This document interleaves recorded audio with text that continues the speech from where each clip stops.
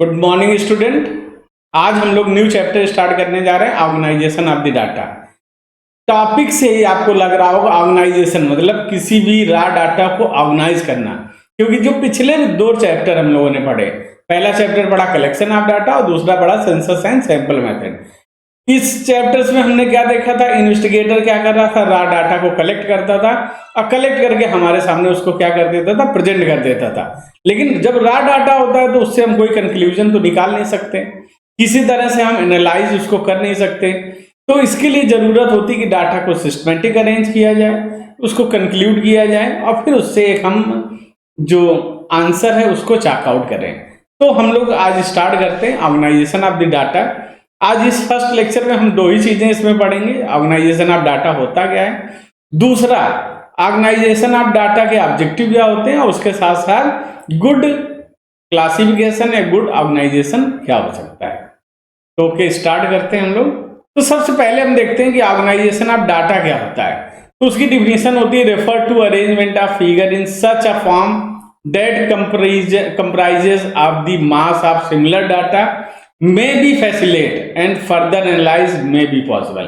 इसका मतलब कि इसका सिस्टमेटिक अरेंजमेंट ऑफ डाटा होता है जिसमें क्या हो जाना चाहिए कि इसका कंपैरिजन हम लोग कर पाए, उसके साथ साथ क्या पॉसिबल होना चाहिए कि इसको एनालाइज भी हम कर सकें। तो ये दोनों चीजें इसमें जब होती हैं तभी इसको हम क्या कहते हैं, ऑर्गेनाइजेशन ऑफ डाटा। तो इंपॉर्टेंट मेथड क्या है ऑर्गेनाइजेशन ऑफ डाटा का, distribute these into different classes. Classes का मतलब क्या है, एक एग्जांपल हम ले लेते हैं कि क्लास 12 का मैंने डाटा ले लिया, तो क्लासेस के बेस से हमें पहले करें कॉमर्स ग्रुप को रख लें, फिर हम यूनिटी ग्रुप को रख लें, उसके बाद हम मैथ ग्रुप को रख लें और उसके बाद हम बायो ग्रुप को रख लें। तो इस तरह से ये डाटा हम अलग अलग क्लास में डिवाइड कर लेंगे और उसके क्योंकि इनका कैरेक्टरिस्टिक सेम है, कॉमर्स का अपना होगा, ह्यूमैनिटी का अलग होगा, मैथ का अलग होगा, बायो का अलग होगा, तो उसके कैरेक्टरिस्टिक के बेसिस को डिवाइड कर लेते हैं। This process is called a classification of data.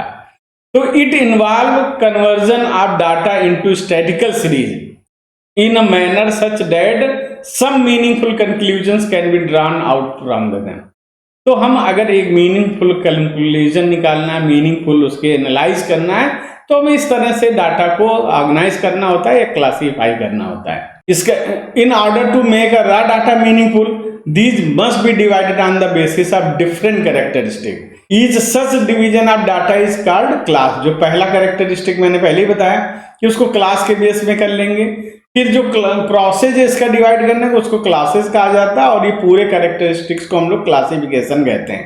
तो अब भी ये दिखाई दे रहा होगा क्लास क्या होता है, क्लासेस क्या होता है, क्लासिफिकेशन क्या होता है। एक एग्जांपल लेते हैं कि हमारे पास 200 फैमिली हैं, इन 200 फैमिली के बारे में हमने इंफॉर्मेशन कलेक्ट की, एजुकेशन से रिलेटेड, रिलीजन से रिलेटेड, इनकम से रिलेटेड, फिर उसके बाद अदर एस्पेक्ट हमने सब कवर कर लिया।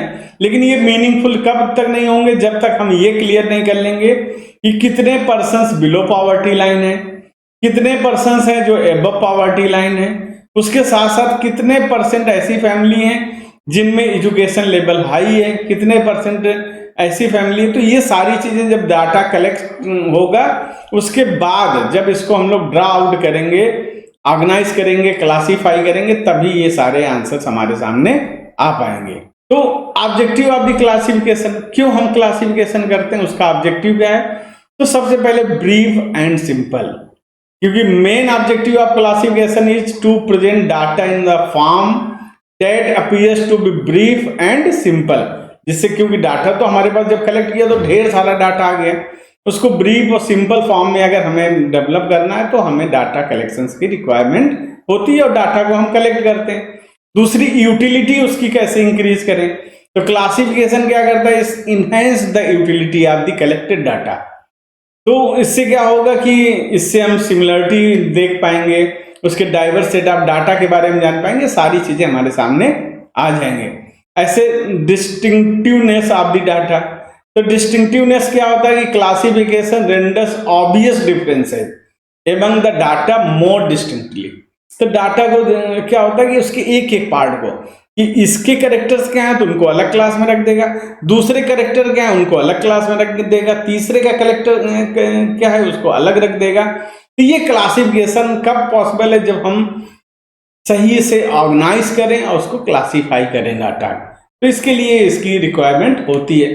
ऐसे कंपेरेबिलिटी होती है, it makes data comparable and estimative, क्योंकि जब डाटा को हम सही से सिस्टमेटिक अरेंज करेंगे तो कंपैरिजन क्रिएट होगा, सिस्टमेटिक होंगे, मीनिंगफुल होंगे, अरेंज्ड होंगे, और इससे आसानी से हम ये चीजें कर पाएंगे।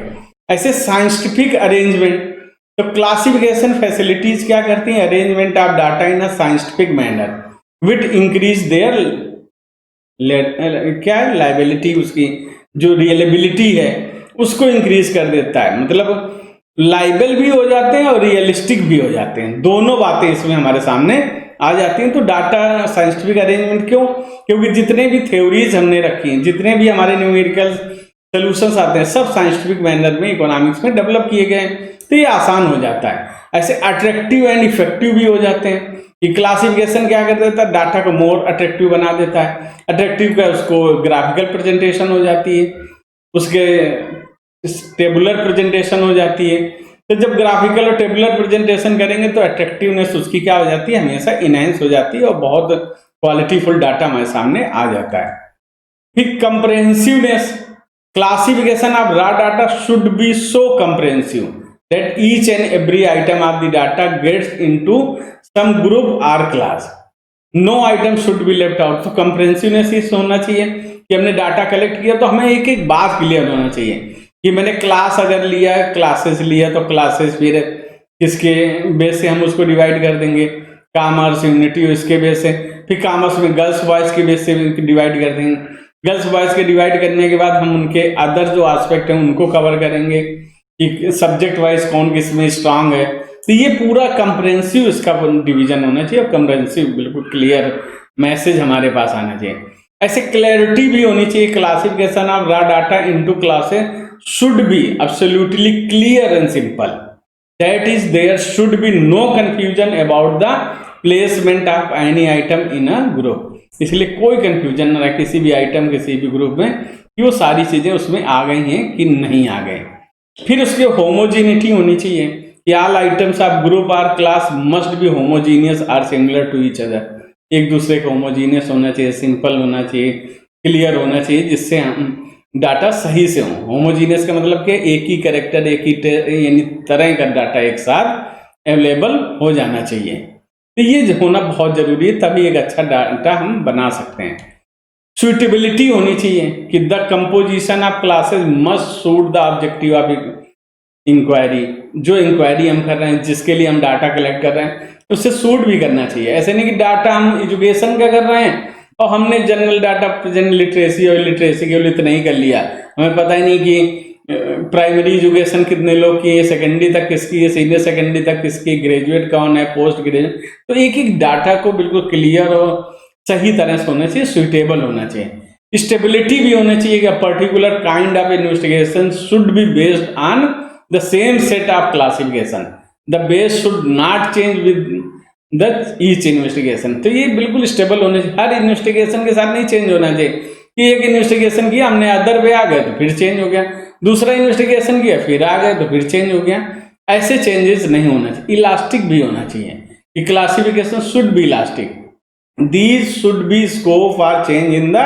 Classification matching with the change in the purpose and objective of study. तो जितने ऑब्जेक्टिव में जो पर्पस है उसके साथ में इसको हम चेंज कर सकें, इसको सिस्टमेटिक अरेंज करने, तो ये भी बड़ा नेसेसरी है, इसको आसानी से हम कर सकते हैं।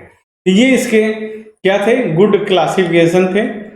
तो इनको हम लोग ने देखा इसमें कि ऑब्जेक्टिव क्या थे, क्लासिफिकेशन क्या थे और किस तरह ये इंपॉर्टेंट है। इसके बाद आपको ये होम असाइनमेंट करना है। पहला क्या क्वेश्चन है, what is difference between class and classification of data. Second, what is the principal objective of classification of data. Third, what is the main characteristics of the classification of data?